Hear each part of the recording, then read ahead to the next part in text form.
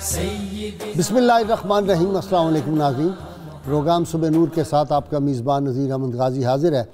नाज़रीन कराम, हज़रत अबू अनीस मोहम्मद बरकत अली साहब रहमहुल्लाह की मशहूर तालीफ़ अस्माउन नबील करीम सल्लल्लाहु अलैहि वसल्लम से एक इसमें मुबारक पढ़ने की सआदत हासिल कर रहा हूँ। सैयदना अल आलिमु सल्लल्लाहु अलैहि वसल्लम, हमारे सरदार तमाम उलूम के मालिक, दुरूद व सलाम भेजे अल्लाह आप सल्लल्लाहु अलैहि वसल्लम, आपकी आले पाक और आपके सहाबा किराम पर। सैयदना अनस रज़ियल्लाहु अन्हु से रिवायत है कि हुज़ूर नबी करीम सल्लल्लाहु अलैहि वसल्लम ने इरशाद फरमाया, दो अशख़ास ऐसे होते हैं जिनका कभी जी नहीं भरता, पहले इल्म की प्यास रखने वाले और दूसरे दुनियावी मालो मता की भूख रखने वाले। इसी तरह एक और रिवायत में है कि हुज़ूर नबी करीम सल्लल्लाहु अलैहि वसल्लम ने इरशाद फरमाया, उलमा अम्बिया के वारिस हैं। अम्बिया किराम अलैहिमुस्सलाम ने दिरमो दिनार की मीरास नहीं छोड़ी, बल्कि उनकी मीरास इल्म है। बस जिसने इसका इल्म हासिल किया उसने अम्बिया की मीरास का बड़ा हिस्सा पा लिया। नाज़रीन किराम, हम सआदत हासिल कर रहे हैं एक ऐसी हस्ती पाक की जिनकी विलादत हुई तो उनके कान में अल्लाह के महबूब सल्लल्लाहु अलैहि वसल्लम ने अज़ान दी और उनको घुट्टी लुआब दाहन मुस्तफ़ा, ज़ुबान मुस्तफ़ा की घुट्टी उनको मिली और उनका नाम बहिश्त से जिब्रील अमीन लेकर हाज़िर हुए। और जो जन्नत के नौजवानों के सरदार और जिनको अल्लाह के महबूब सल्लल्लाहु अलैहि वसल्लम इरशाद फरमाएँ, ये मेरे जन्नत के फूल हैं, जो बचपन में चलते हुए ज़रा लड़खड़ाने लगे तो अल्लाह के महबूब सल्लल्लाहु अलैहि वसल्लम अपने मिंबर मुबारक से उतर कर जल्दी से आकर उनको गोद में उठा लें। और जो मुकम्मल तौर पे शबीह मुस्तफ़ा सल्लल्लाहु अलैहि वसल्लम थे, सैयदना सिद्दीक़ अकबर निकलते हैं मस्जिद नबवी से, सामने ये खेल रहे हैं तो सैयदना अली मुर्तज़ा को मुखातिब करके फरमाते हैं कि ये तो बिल्कुल शबीह मुस्तफ़ा सल्लल्लाहु अलैहि वसल्लम है। अली, इनकी शक्ल आपसे तो नहीं, ये तो हुज़ूर सल्लल्लाहु अलैहि वसल्लम के चेहरा अनवर की मुशाबहत है मुकम्मल तौर पे। ये कैसी हस्ती थे। जब इनके बारे में उम्मे फ़ज़ल रज़ी अल्लाह ताला अन्हा, जो सैयदना अब्बास की ज़ौजा थी, नबी करीम सल्लल्लाहु अलैहि वसल्लम की चची जान, उन्होंने ख्वाब आप सल्लल्लाहु अलैहि वसल्लम की खिदमत में आके अर्ज़ किया कि मैंने ये ख्वाब देखा है कि आपके अज़ा मुबारक में से एक टुकड़ा मेरी गोद में मौजूद है। तो आप सल्लल्लाहु अलैहि वसल्लम इरशाद फरमाया कि आप कुसम बिन अब्बास अपने बेटे के साथ हसन को भी दूध पिलाएंगी। नाज़रीन किराम, मुझे ये सआदत हासिल है। मैं चंद रोज़ पहले ही गया हुआ था और हज़रत कुसम बिन अब्बास रज़ी अल्लाह ताला अन्हु का समरकंद में मज़ार मुबारक पहाड़ी के ऊपर है।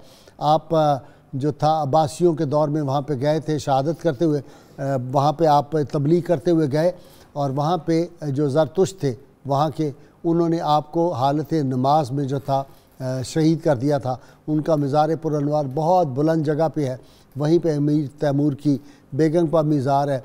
वहाँ पे कुआं है जिसके बारे में कहा जाता है कि आप जो थे अपनी शहादत के बाद लोगों ने उस कुएं में आपको जाते और कई दफ़ा निकलते देखा। लोग मुरादें मांगते हैं। खैर, ये बीच में वैसे मैंने तज़किरा कर दिया। सैयद आलमीन सल्लल्लाहु अलैहि वसल्लम जिनके बारे में फ़रमाएँ, जिन्होंने इनसे मोहब्बत की उन्होंने मुझसे मोहब्बत की, जिसने हसन से मोहब्बत की उसने मुझसे मोहब्बत की, जिसने हसन से बुग़्ज़ रखा उसने मुझसे बुग़्ज़ रखा।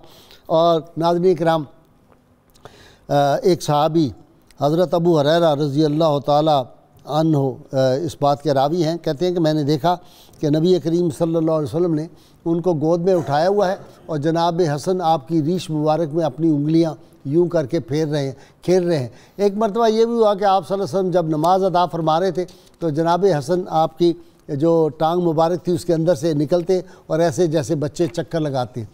फिर इस तरह की हदीस मुबारक से पता चलता है आपकी मोहब्बत कितनी थी कि नबी करीम सल्लल्लाहु अलैहि वसल्लम अपनी ज़ुबान अतर बाहर निकालते, फिर अंदर ज़ुबान ले जाते, खेलते इमाम हसन के साथ। और आपने फरमाया ये मेरा वो बेटा है जिसके ज़रिए अल्लाह ताला उम्मत के दो ग्रोहों में जो है सुलह कराएगा।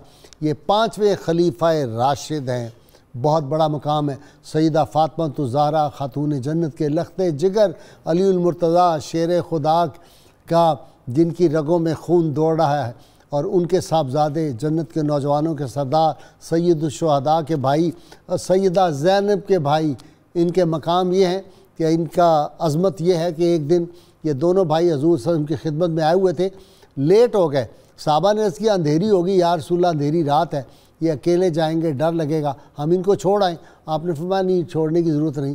جب راستے میں جا رہے تھے دیکھا تو صحابہ کہتے ہیں کہ ایسے لگتا تھا جیسے بجلی ان کے سروں پہ چل رہی ہے، اور گھر تک جاتے ہوئے گھر روشن تھا۔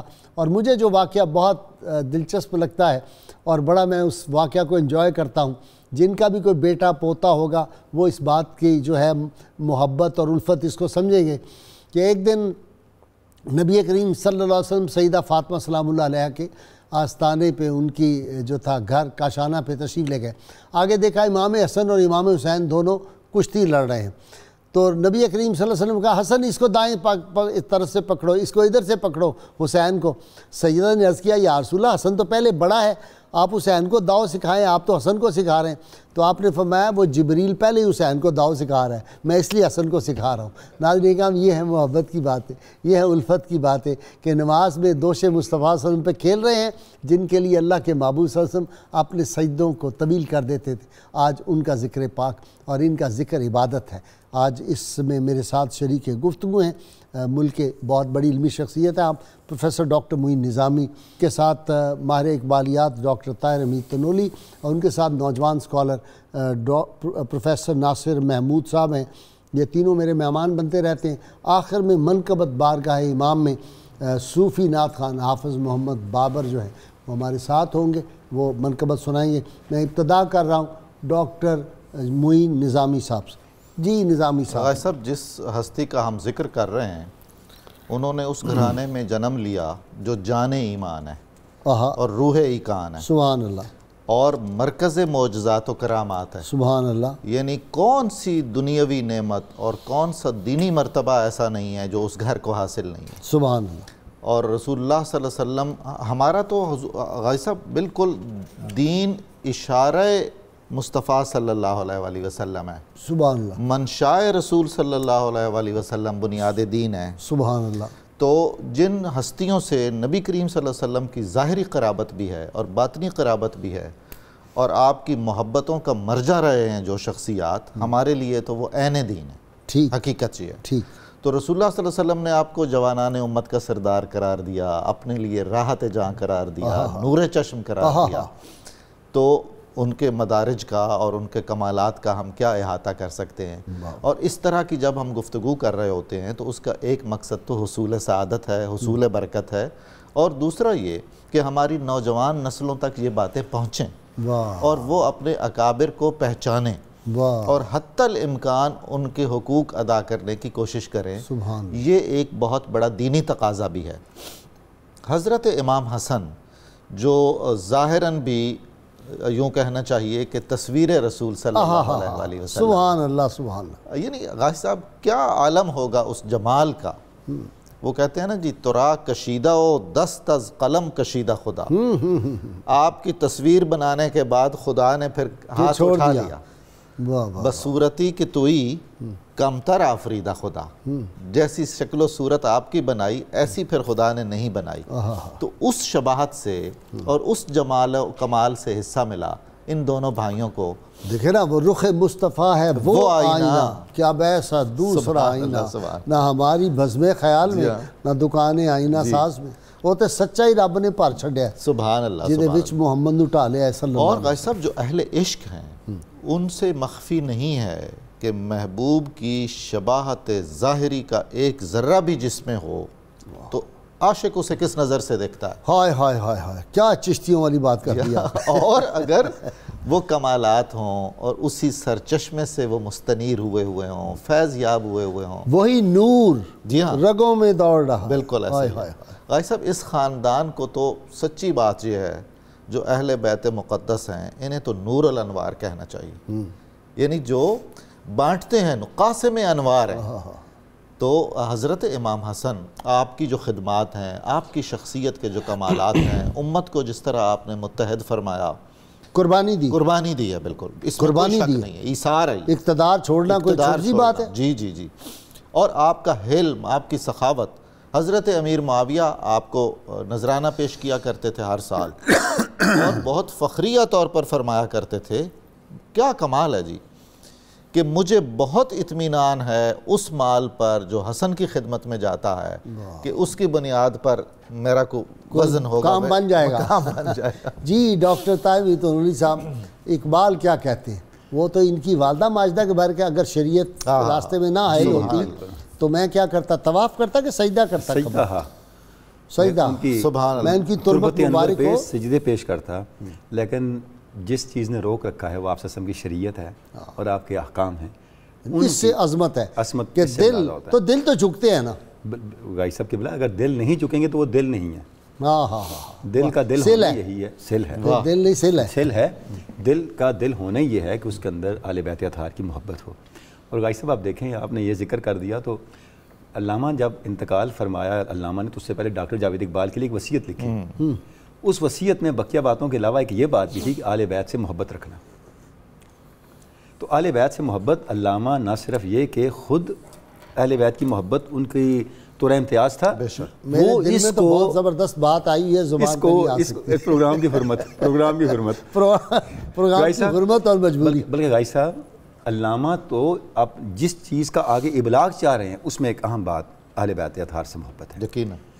تو عرض یہ ہے کہ امام حسن علیہ السلام کی جو شخصیت پاک ہے، سیدہ فاطمہ زہرا کے بارے میں روایات ملتی ہیں کہ جب آپ چھوٹے تھے تو جب آپ ان کو کھلاتی نا، اس طرح چلاتی تو ساتھ فرماتی کہ یہ تو میرے والد گرامی کی تصویر ہے، سبحان اللہ، حسن کا چہرہ آقا دو جہاں کا چہرہ، یعنی بالکل وہی جو شکل و شباہت تھی وہ امام حسن پاک کی شکل و شباہت اس کے اندر جھلکتی تھی۔ صبح و شام اللہ کے محبوب روز ایک دفعہ تو جاتے تھے۔ ایسا ہی ہے، ایسا ہی ہے۔ اچھا، اس کے بعد آپ غائی صاحب دیکھیں، صرف شکل و شباہت ہی نہیں، جو آپ صلی اللہ علیہ وسلم کی سیرت ہے وہ بھی اس کا ایک نمونہ کمال آپ کو نظر آتا ہے امام حسن پاک کی زندگی کے اندر۔ آپ کے معمولات، آپ کے معمولات، آپ کا ربط و ضبط، آپ کا کس طرح سے لوگوں سے رابطہ، اور جس طرف آپ نے اشارہ فرمایا کہ جو آپ نے امت کے دو گروہوں کے درمیان صلح کروائی۔ غائی صاحب دیکھیں، اس میں ایک بڑا کمال کا نقطہ جو ہمارے لیے رہنمائی کا ہے وہ یہ ہے، پہلی بات تو یہ ہے کہ آپ کا یہ جو اقدام ہے کہ جس وقت ایک انتشار کی کیفیت پیدا ہونی تھی آپ نے اس کا دروازہ بند کر دیا۔ ہمیں آپ کے اس پورے عمل کو اس تناظر میں دیکھنے کے بجائے کہ آپ نے کس طرح سے اس سچویشن کو ڈیل کیا، اس تناظر میں دیکھنا چاہیے کہ آپ کے ذریعے سے اللہ رب العزت نے آقا دو جہاں صلی اللہ علیہ وسلم کے ایک فرمان مبارک کو پورا کیا۔ دیکھیں، آپ صلی اللہ علیہ وسلم نے پہلے ارشاد فرما دیا کہ میرا حسن میری امت کے دو گروہوں میں صلح کروائے گا۔ اس کا مطلب یہ ہوا کہ آپ صلی اللہ علیہ وسلم پہلے ایک اسٹریٹجی دے رہے ہیں کہ میری امت پہ ایک ایسا وقت آئے گا، جب امت پہ اختلاف کا وقت آئے تو امت کو جوڑنا۔ غائی صاحب ہمیں دو چیزیں کبھی نہیں بھولنی۔ اگر ہم ان چیزوں کو پراپر پرسپیکٹو میں دیکھیں گے تو میں سمجھتا ہوں قیامت تک ملت اسلامیہ کی جو اجتماعی زندگی ہے اس پہ ہمیں دو اصول مل جاتے ہیں۔ پہلا اصول یہ، آپ نے ارشاد فرمایا جس وقت میری امت پہ ایک ایسا وقت آئے گا کہ افتراق کا امکان ہوگا، میرا بیٹا حسن موجود ہوگا، وہ کردار ادا کرے گا۔ آپ نے وہ کردار ادا کیا اور آپ نے صلح کروا دی۔ جب لوگوں نے آپ پہ اعتراضات کیے تو آپ نے فرمایا میں نے 3 کام کیے ہیں۔ اس وقت امت کو افتراق کے بجائے اتحاد کی ضرورت تھی، میں نے افتراق کے بجائے اتحاد کو ترجیح دی، تفرقے کو میں نے ختم کیا اور انتشار کو میں نے ختم کیا۔ اور جس وقت آر اور نار میں سے ایک انتخاب کا وقت تھا، میں نے آر کو چنا، نار کو نہیں چنا۔ سبحان، میں نے امن کو چنا، خون ریزی کو نہیں چنا۔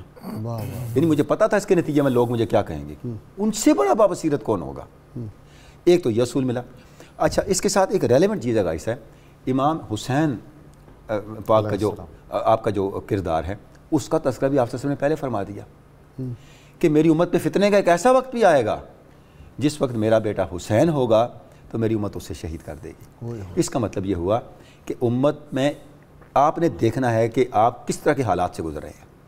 کبھی ایسی سچویشن ہوگی جب آپ نے انتشار کو ختم کرنا ہے، اور کبھی ایسی سچویشن ہوگی جب دین کا تشخص ختم ہو رہا ہو، آپ صلی اللہ علیہ وسلم کا ناموس متاثر ہو رہا ہو اور دین کی بنیادی ویلیوز پہ کمپرومائز ہو رہا ہو، پھر حسین کا اسوہ چلے گا۔ جب دین کے اندر اور ملت کے اندر افتراق کے نتیجے میں اغیار کو فائدہ پہنچنے کا اندیشہ ہو، پھر حسن کا اسوہ چلے گا۔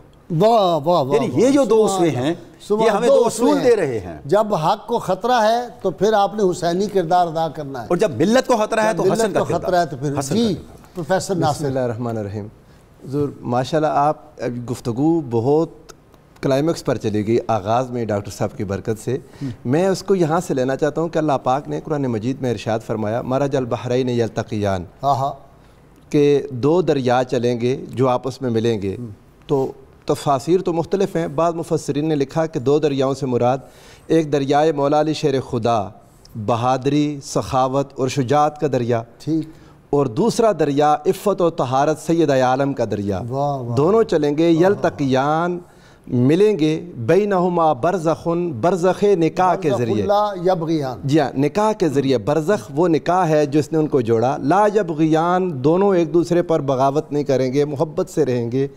فبأی آلاء ربکما تکذبان، پھر فرمایا یخرج منہما اللؤلؤ والمرجان، ان میں سے لؤلؤ اور مرجان نکلیں گے. تو علماء نے اس کی شرح میں بھی لکھا تفسیر کرتے ہوئے کہ اللؤلؤ سے مراد سیدنا امام حسن مجتبیٰ ہیں، اور لؤلؤ چونکہ وہ موتی ہے جو اندر سے سبز ہوتا ہے، اس میں لؤلؤ کہہ کے اللہ پاک نے اشارہ سیدنا امام حسن مجتبیٰ کی شہادت کی طرف کیا کہ ان کو زہر سے شہید کیا جائے گا. والمرجان سرخ ہوتا ہے تو وہ خون حسین کی طرف اشارہ.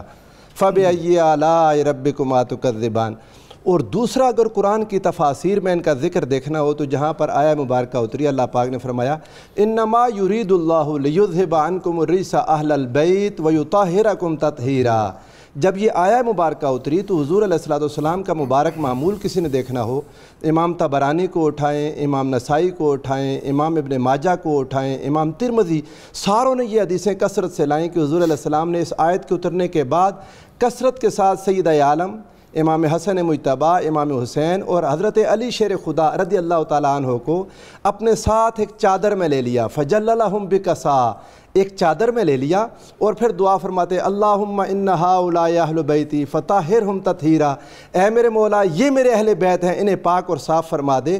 اور حضور نے ان کی اتنی تخصیص فرمائی کہ امام ترمذی حدیث صحیح لائے ہیں کہ جب حضور علیہ السلام بار بار یہ دعا کرتے تو ایک بار سیدہ ام سلمہ رضی اللہ تعالیٰ عنہ کو شوق ہوا کہ میں بھی اس چادر میں آ جاؤں. حضور نبی کریم صلی اللہ علیہ وآلہ وسلم چادر مبارک کھینچ لی، فرمایا انت علی مکانک وانت علی خیر، تم اپنی جگہ پر ہو، تم بھلائی پر ہو، لیکن یہ دعا صرف ان کے لیے ہے. اس آیت کی شرح میں سارے مفسرین ان احادیث کو مختلف طرق سے لائے کہ حضور سرور دو عالم صلی اللہ علیہ وآلہ وسلم نے ان سے پیار فرمایا، اور آقا دو جہاں ان دونوں کو شہزادوں کو اپنے سینے سے لگا لیتے اور فرماتے اللہم انی احبہما، اے اللہ میں ان دونوں سے محبت کرتا ہوں.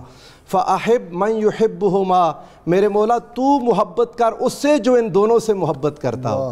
حضور علیہ السلام ان کو کہتے کانا یشمہما ویدمہما، ان کو حضور سونگتے تھے، ان کو اپنے سینے سے لگاتے تھے، فرماتے تھے ہما ریحانتایا من الدنیا، یہ جنت، یہ دنیا میں میری خوشبو ہیں. اور پھر فرماتے سیدہ شباب اہل الجنہ، جنتی نوجوانوں کے سردار ہیں.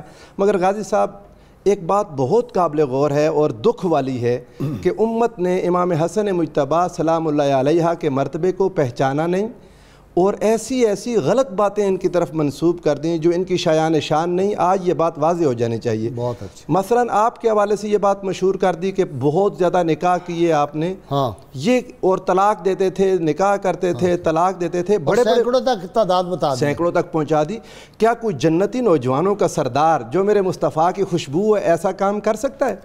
میں نے ساری رات عبادت کرتا رہے، 25 حج پیدل کرے، وہ کوئی سینکڑوں میں نکاح کر رہا ہوگا. عبادات، زہد و ورع، حضور کا کردار، مروان جیسا ظالم جو ہے وہ بھی ان کے زہد، تقوی، علم کی تعریف کر رہا ہے، ان کے صبر، پہاڑ جیسا اس کا علم تھا. اس نے کہا کہ جتنا میں نے اس بندے کو تنگ کیا ہے، اگر میں اس پہاڑ کو تنگ کرتا وہ اپنی جگہ سے ہل جاتا. مگر حضرت امام حسین، اس وقت ان کی میت مبارک گھر میں پڑی تھی، امام حسین رو پڑے، فرمایا دفع ہو جاؤ، میری نظر سے گم ہو جاؤ. اس کو امام جلال الدین سیوطی نے بھی نقل کیا. یار اگر یہ کہیں لکھا ہوا ہے تو مجھے تو بڑی خوشی ہوئی، میں نے اس طرح پڑھا نہیں ہے. اگر یہ کہا نا دفع ہو جاؤ تو علاج تو یہی تھا، ساتھ 2 تھپڑ بھی مار دیتے. وہ دل چاہتا ہے. حالات یہ تھے نا کہ دیکھیں انہوں نے آخرت کے لیے رکھے ہیں، فرشتوں کے لیے، اچھا سابقون کے لیے. اور حضور یہ حالت یہ تھی کہ مسجد میں جب یہ شہزادے تشریف لے آتے مسجد میں تو وہ خطبہ جمعہ دیتا، ان کے سامنے ان کے والد گرامی پر سب و شتم کرتا. حضور علیہ السلام کا دل تو روزہ انور میں دکھتا ہوگا. ان دونوں شہزادوں کا حال یہ تھا، دیر تک سیدہ عائشہ کے حجرے میں رسول اللہ کی قبر کے پاس بیٹھے رہتے. اور جب اقامت کی آواز آتی آ کے مسجد میں آتے اتنا میرا مجھ سے کچھ دن پہلے ایک بندے نے مسئلہ پوچھا کہ اگر امام کی قرأت ایسی ہو یا ایسا بندہ امام بن سکتا ہے. میں نے کہا اللہ کے بندے صدر اول میں حسن و حسین جن کی امامت مسلم ہے ان کے ہوتے مروان مسلح پہ کھڑا ہو گیا, تم مجھ سے یہ باتیں پوچھتے ہو. واہ واہ واہ. جیسے میں ڈاکٹر صاحب گیا تھا ابھی بات رہ لیں تو یہ بخارا میں, اور وہاں امام آپ کو پتہ ان کی داڑھی یا تو بالکل چھوٹی چھوٹی ہوتی ہے, اول ہوتی بھی نہیں, وہ آتے ہیں امامہ سر پہ رکھتے نماز. تو ایک صاحب یہاں سے جو گئے ہوئے تھے قافلے میں, کہیں جی انہوں نے سمجھاؤ ذرا بڑی داڑھی رکھنی ہے وہ. میں نے کہا شکر کو ان کی گردنیں بچ گئی ہوئی ایسا ہی تو میں کیا پتا کہ کن حالاتوں میں. دوسرا مجھے کہنے لگا بزرگ کہ جی ایک کام آپ سے پڑ گیا. میں نے کہا کیا سفر میں؟ کہتا ہے جی یہ جو گائیڈ ہے نا یہ ویسے تو باتیں بڑی اچھی کرتی ہے, کسی سر پہ یا ہاتھوں پہ وہ لگائی ہوئی ہے نیل پالش, تو اس کو کہ نیل پالش اتار دے. میں نے کہا تمہیں کیا پتا انہوں نے کس طرح دین بچایا یہاں, یہ مسلمان رہ گئے, یہ بہت بڑی بات ہے. کہتے جبر کے ماحول میں پتہ نہیں ہمارے یہاں ہوتے لوگ تو کدھر شام سے پہلے بھاگ گئے ہوتے. اور جو بات بڑی قربانی ہے ڈاکٹر صاحب. اچھا جی ڈاکٹر صاحب, خطبہ حجۃ الوداع میں بھی ان کے بارے میں آپ صلی اللہ علیہ وسلم نے ارشاد فرمایا. جی حضور, وہ جو فرمایا گیا نا کہ جی 2 چیزیں چھوڑے جا رہا ہوں. اچھا, ایک اللہ کی کتاب ہے اور میری اطرت ہے, اور پھر میری سنت بھی فرمائی. تو پھر یہ بھی کہا کہ میری اہل بیت سفینہ نجات ہیں, سفینہ نوح ہے. اچھا, جو ان سے متوسل ہو گیا وہ چلا گیا. جی ہاں. بھائی صاحب, جو تاریخ اسلام میں بہت عجیب و غریب بعض ڈارک پوائنٹس ہیں, ان میں سے سر فہرست یہ ہے کہ جو معاہدہ ہوا صلح کا حضرت امام حسن کا, تو اس میں ایک شک یہ تھی کہ امیر معاویہ کے بعد حضرت امام حسن کو بنایا جائے گا. اب آپ دیکھیے کہ پھر ایسی ایک کیفیت پیدا کر لی گئی کہ حضرت امام کو زہر دے کر اور شہید کر لیا گیا. 6 ماہ تو آپ رہے. 6 ماہ آپ رہے. اور ہمارا پتنی زبانوں پہ چھالے کیوں پڑ جاتے ہیں کہ ہم کیوں نہیں کہتے ہیں کہ وہ 5ویں خلیفہ راشد ہیں. وہ ہیں. اس کے بغیر تو رسول اللہ صلی اللہ علیہ وسلم نے جو 30 سال فرمائے ہوئے ہیں وہ حضرت امام حسن کی دور خلافت کے بغیر تو وہ مکمل ہی نہیں ہوتے. چنانچہ ہمیں کہنا چاہیے کہ وہ 5ویں خلیفہ راشد ہیں. ضرور ہم حضرت عمر بن عبدالعزیز اور ان کے جو کمالات ہیں اور ان کی جو خدمات ہیں انہیں اگر ہم خلافت راشد, جی بالکل, اگر ہم اس ذیل میں رکھنا چاہیں تو 6 خلیفہ راشد ہمیں بالکل کہنا چاہیے. میں بالکل اتفاق کرتا ہوں جناب ناصر محمود صاحب کی اس خوبصورت بات سے کہ اس تاریخ اسلام میں اس قدر وہ گرد و غبار اچھل گیا ہے کہ خصوصاً حضرت امام حسن کے حوالے سے, مطلب آپ کی ساری زندگی مبارک کو, اور اس میں آپ منتظم تھے, اپنے والد ماجد حضرت علی شیر خدا کے ساتھ تمام جنگوں میں شریک رہے, کمانڈر کی حیثیت میں شریک رہے, سارے وہ دن نکال لیں, آپ کی بچپن کا زمانہ نکال لیں تو ثابت کر دیں کہ کس طرح آپ نے اتنے نکاح کیے ہیں. میتھمیٹیکلی ثابت کریں. 25 آج پیدل کتنا عرصہ لگتا ہوگا. میں نے حضور بالکل تمام سنی اور ہمارے بھائی اہل تشیع علماء کے سامنے یہ سوال رکھا ہے کہ سارے سورسز جو ہسٹوریکل سورسز ہیں وہ کھنگالیں اور آپ کی بیویوں کی تعداد نکال کے نام ان کے بتائیں. اس لیے کہ اگر اس لیے لوگ شادی کرتے تھے کہ نسب رسول صلی اللہ علیہ وسلم سے متفق ہو جائیں, برکت کے لیے, تو پھر وہ اعزاز تھا یا وہ چھپانے والی بات تھی.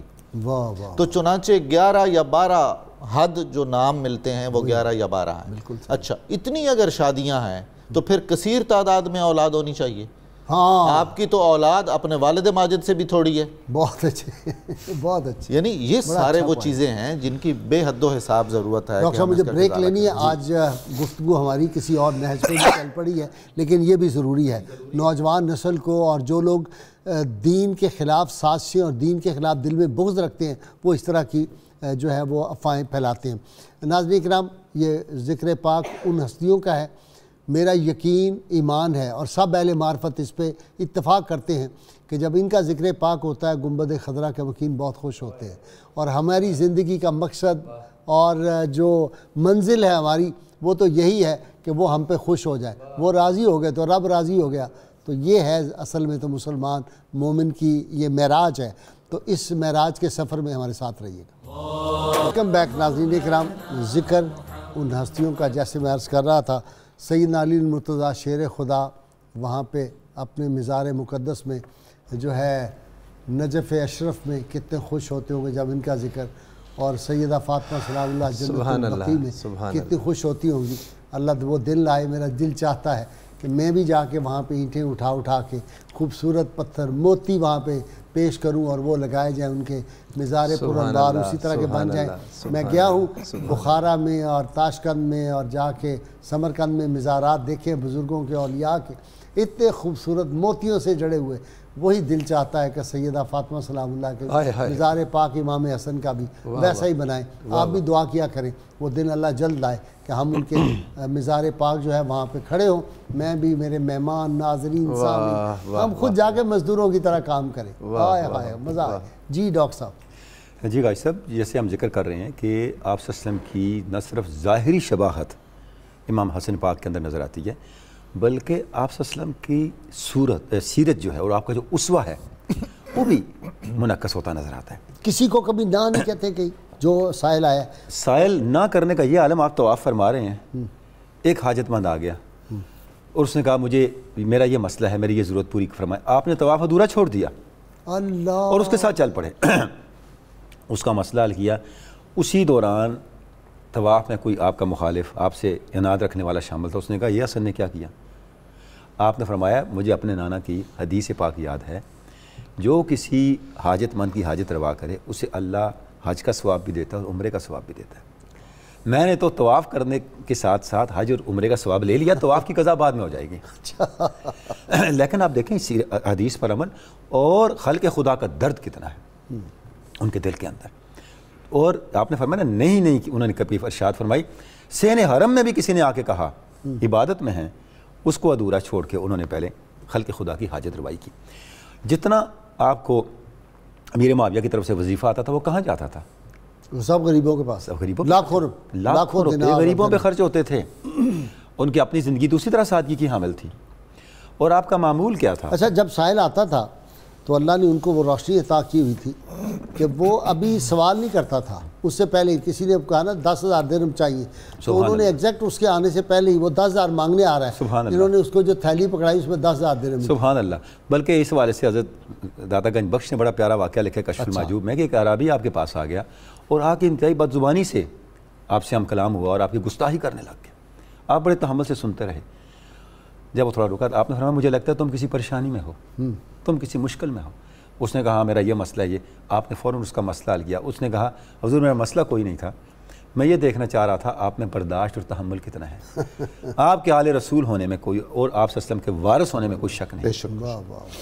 یہ بلند کردار تھا آپ کا۔ معمول یہ تھا نماز پڑھتے تو مسجد میں اشراق کے وقت تک تشریف فرما رہے تھے، معمولات میں، مجاہدات میں، عبادات میں، اور اس کے بعد تمام امہات المومنین کے گھر جاتے، ان سے ملتے، ان کی خیریت پوچھتے اور پھر اپنے گھر آتے۔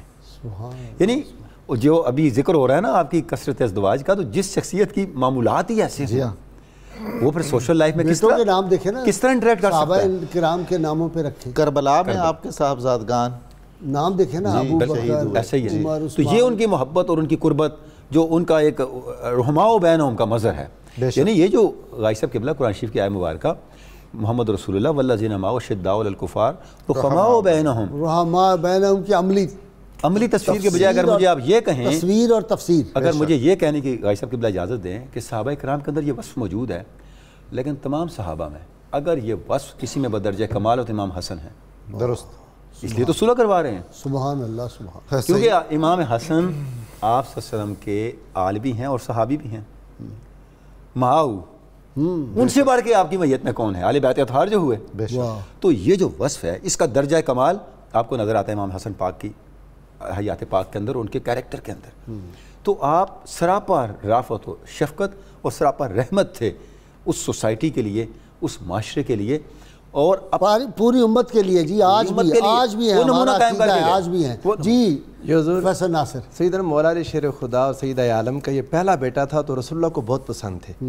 شام دربار میں حضرت آتے ہیں نا کل کوثر کی بھی تو تفسیر ہے، بے شک حضرت مقدام بن مادی کرب نے حضرت معاویہ کے سامنے یہ بات بیان کی۔ انہوں نے کہا میں ان کی وفات پر افسوس کیوں نہ کروں کہ میں نے رسول اللہ صلی اللہ علیہ وآلہ وسلم کو دیکھا کہ حضرت حسن کو دائیں گھٹنے پر اور حسین کو بائیں گھٹنے پر بٹھایا، دونوں کو پیار کر رہے تھے اور فرما رہے تھے حسن میرا بیٹا ہے، حسین علی کا بیٹا ہے۔ حضور کو اتنا پیار تھا امام حسن مجتبیٰ سے صلی اللہ علیہ السلام سے کہ حضور علیہ السلام ان کو اپنی محبتوں کا مرکز بنایا. 1 سال بعد امام حسین تشریف لائے. وہ پورا 1 سال تنہا جو امام حسن کھیلتے رہے.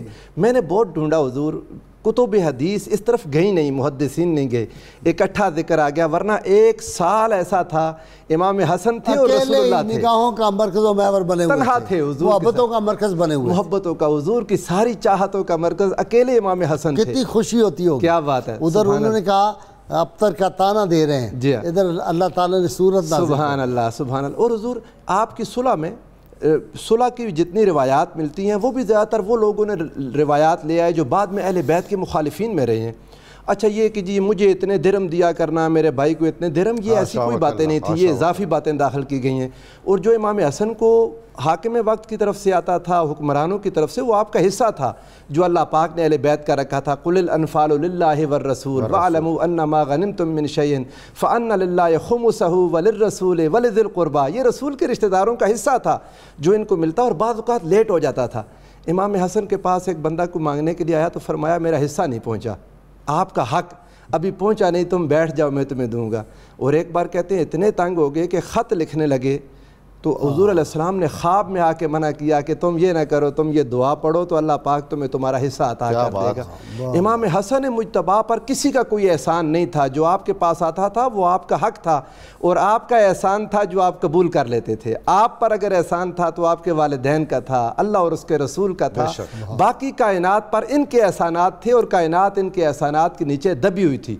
اور امت اب بھی ہے، اب بھی ان کے احسانوں سے کیسے نکل سکتے ہیں. بے شک ایسا ہی ہے. اور جو حضور صلح کیا آپ نے، صلح میں یہ تھا بنیاد، وہ نہیں ہے کہ جو ان کی محبت میں، اہل بیت کی محبت میں مرا، واہ واہ واہ، وہ جنت میں جائے گا. حضور علیہ السلام نے فرمایا نا، حضور علیہ السلام نے ایک بار سیدہ فاطمہ الزہرا سے فرمایا، امام حاکم اس کو سند صحیح کے ساتھ لائے، حضور نے فرمایا انا اول من يدخل الجنہ وإياك وهذا النائم والحسن والحسین.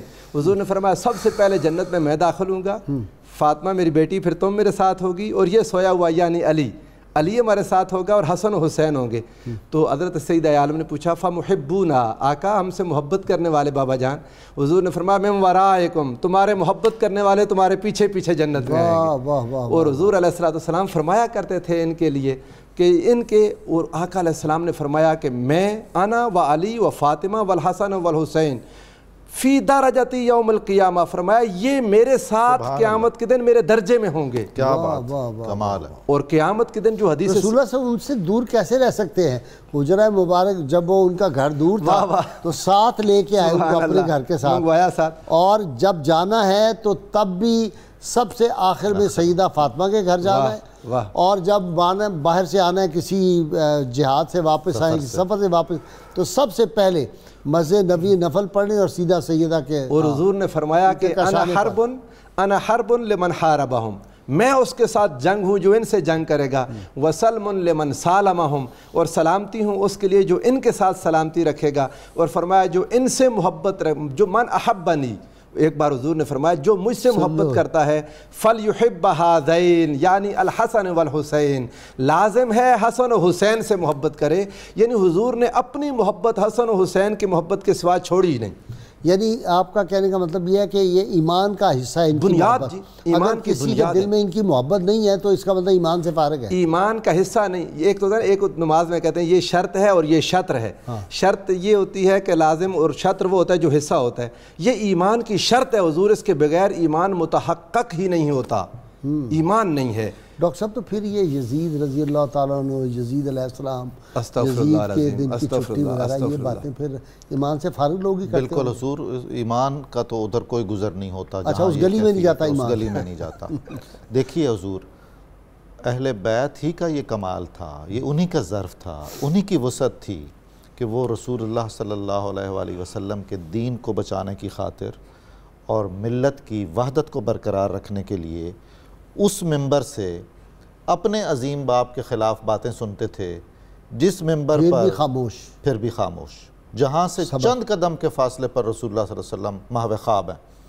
اور یہ وہ ممبر ہے جلوہ افروز ہے، جلوہ افروز. میں خواب تو میرے خیال ہے ہم ذرا بالکل آپ نے درست فرمایا، آپ نے درست فرمایا، جلوہ افروز ہے. اور یہ وہ ممبر تھا جہاں سے رسول اللہ صلی اللہ علیہ وآلہ وسلم کی زبان وحی ترجمان سے ان لوگوں کی شان بیان ہوتی تھی. اور ادھر آپ دیکھیے مروان کی کیا حیثیت ہے کہ وہ آل رسول صلی اللہ علیہ وآلہ وسلم کو دین سکھائے. یعنی یہ کوئی کم کربلا ہے. آپ نے جو واقعہ سنا کہ جب حضرت حسن طواف کر رہے تھے اور بیچ میں سے خلق خدا کی حاجت روائی کے لیے گئے تو کسی بہت بڑے عالم دین نے انہیں بتایا کہ یہ آپ نے کیا کیا. عربی کا محاورہ ہے کہ گھر والے کے بارے میں سب سے بہتر جانتے ہیں. تو یہ نعمت یہ دین جانتے ہیں ان کا طرز عمل دین ہے.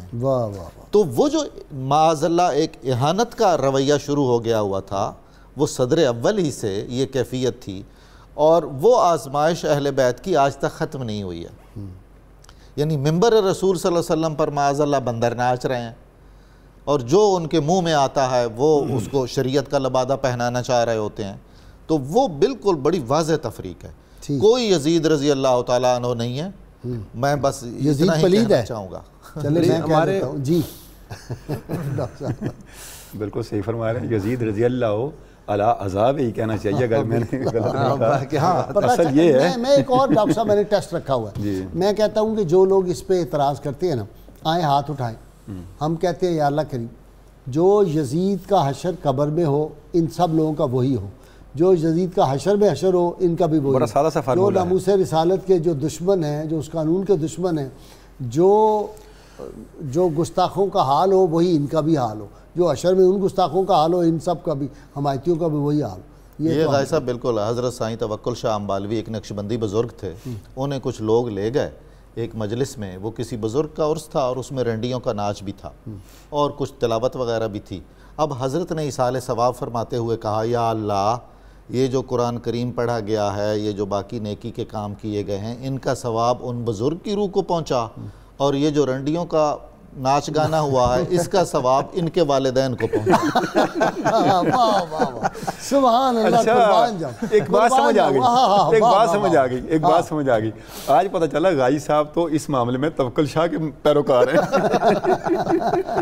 اسی اسلوب پہ چلے ہوئے ہیں. واہ کیا سی بات ڈاکٹر ابھی نے سنا دی. مطلب یہ ہے کہ آپ کے فارمولے کی اصل موجود ہے. ہاں اصل موجود ہے. اور میں شروع دن سے اللہ کے فضل سے آپ کو پتہ ہی ہے یہ دعا ممبر پہ یہی جمعے کے دن اور یہاں بھی پروگرام میں یہی کہتا ہوں. اور اس سے بڑے بڑے لوگ بہت بڑے بڑے نام ڈر جاتے ہیں. اندر سے جو ہے نا جی سوئی ہوئی حس بیدار ہو جاتی ہے نا. ہوتا یہ جب آپ خطرے کا نشان دکھاتے ہیں نا تو پھر بہت ساری حواس انسان کے کام کرنا شروع کر دیتے ہیں. لیکن الحمدللہ جی بڑے بڑے ابو جہل بھی ہیں. کمال ہے. یعنی آپ ان کو یہ ساری وہ ان کا ذہن تسلیم کرتا ہے. نہیں ابلیس بھی تو اپنا کام کرے گا. بالکل ابلیس. دیکھیں ابلیس اہل بیت اطہار کا کوئی دوست تھوڑا ہی ہے. وہ بھی تو دشمن ہے بہت بڑا. حضور ایک بات بہت اہم ہے رہ نہ جائے آج اس میں کہ بعض لوگ آج کہتے ہیں کہ جب امام حسن خاموش تھے تو آپ خاموش کیوں نہیں ہوتے. اس میں بہت بڑا ایک فتنہ ہے. امام حسن مجتبیٰ کی حکمت تھی اور سیاسی تدبر تھا, پولیٹیکل وزڈم تھی. جو آپ خاموش تھے وجہ یہ کہ معاہدہ یہ تھا کہ حضرت معاویہ کے وصال کے بعد خلافت واپس مسلمانوں کے جائز خلیفہ کے پاس آ جائے گی جسے مسلمانوں نے چنا ہوا ہے, جو زبردستی قابض نہیں ہے. تو امام حسن خاموش اس لیے تھے کہ بولوں گا تو ان لوگوں کو موقع نہ مل جائے کہیں مجھے شہید کرنے کا. خلافت مسلمانوں کے پاس آ جانے دو تاکہ امت کو دوبارہ رسول اللہ کی راہ پر چلا سکوں. خلافت الا منہاج نبوت جو ہے وہ دوبارہ امام حسن یہ ان کی پولیٹیکل وزڈم تھی جس وجہ سے خاموش رہے. اور یہ خاموشی ویسے بھی دیکھیں نا جی یہ جو امت ہے آپ صلی اللہ علیہ وسلم تو امت میں انتشار نہیں چاہتے. حضور اس کے باوجود محنت سے آپ صلی اللہ علیہ وسلم یہ سارے اکٹھا کی. اکٹھا کس چیز پر ہو گئی امت اکٹھی اس چیز پر ہو گئی. دیکھیں اب حیران کون ہے. حضرت مقدام کے سامنے ایک شخص نے کہہ دیا, اس نے حضرت امام حسن مجتبیٰ کو کتنا خطرہ سمجھتے تھے وقت کے لوگ جو مخالف تھے خلافت کے, خلافت حقہ اور خلافت راشدہ کے. اس نے کہہ دیا امام ابو داؤد کی حدیث صحیح ہے. اس نے کہا علامہ البانی نے بھی اس کو صحیح لکھ دیا, حافظ زبیر الزئی صاحب نے بھی. حدیث صحیح, کسی کا اعتراض نہیں.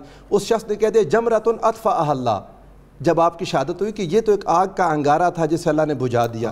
یعنی یہ وہ آگ تھی, ہم کہتے ہیں یہ وہ نور تھا جو امت کے دلوں میں مڑ کے خلافت کی محبت بیدار کر سکتا تھا. وہ اسے آگ سمجھ رہے تھے بدبخت لوگ. یہ تو عشق مصطفیٰ کی آگ تھی, یہ تو تعلق اور غلامی مصطفیٰ کی آگ تھی. اور آج بھی امام حسن کی فکر جب زندہ ہوگی تو امت لوٹ کے خلافت علی منہاج النبوہ پر آئے گی, جس کی خاطر میرے مصطفیٰ نے محنت کی تھی, بہت جد و جہد کی تھی حضور علیہ السلام نے قائم کرنے کے لیے. امام حسن کے لیے حضور ایک حدیث پاک ہے بہت پر لطف ہے کہ جب جنت اور دوزخ دونوں بھر جائیں گی تو جنت دوزخ پر فخر کرے گی, تو دوزخ کہے گی میرے اندر جبابرہ ہے, نمرود ہے, فرعون ہے, حامان ہے, شداد اور قارون ہے, یہ انبیاء کے دشمنوں کو تو میں نے دبوچا ہوا ہے. تو جنت ایک لمحے کے لیے خاموش ہو جائے گی. تو حدیث پاک میں حضور علیہ السلام نے فرمایا اللہ پاک کہیں گے جنت سے, جنت چپ کیوں ہو گئی ہو, اولم ازینک بحسن و حسین, کیا میں نے تجھے حسن و حسین سے مزین نہیں کیا؟ تو جنت خوش ہو جائے گی حسن و حسین کو اپنے اندر پا کے. ڈاکٹر صاحب انکساری دیکھیں, 25 حج کیے ہیں, گھوڑے بھی تھے, اونٹ بھی تھے, اور اللہ نے سب مال دولت بھی دیا ہوا تھا. تو لوگوں نے کہا جناب سواری کریں, اتنا لمبا سفر مکہ سے مدینہ, مدینہ منورہ سے مکہ مکرمہ. کہا مجھے شرم آتی ہے اللہ کے گھر جاؤں, سوار ہو کے جاؤں سواری. دیکھیں بھائی صاحب, یہ جو بات آپ نے ارشاد فرما دی, یہ آپ نے کیا کہا؟ آپ نے صوفیاء کے طریقہ اصول بیان کیا ہے. بے شک یہ تصوف کی اصل ہے, واہ مجاہدہ اور ادب.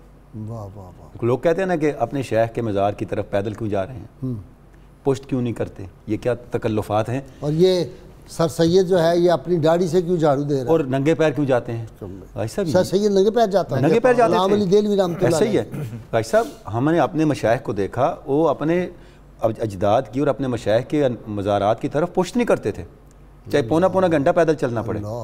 بھائی صاحب یہ سارا کیا ہے؟ یہ اہل بیت اطہار کا سکھایا ہوا اسوہ ہے, طریقہ ہے کہ دین نام ہے ادب کا, اور دین نام ہے اپنے ظاہر اور باطن کو گلا دینے کا اللہ اور اس کے رسول کی رضا کے لیے. ورنہ کیوں پیدل چلتے ہو؟ پیدل چلنے کا مطلب کیا ہے؟ کہا کہ میری قبر ذرا نیچے بنانا کہ بائی بستامی کی قبر سے اونچی نہ ہو جائے. بھائی صاحب پیدل چلنے کا مطلب کیا ہے؟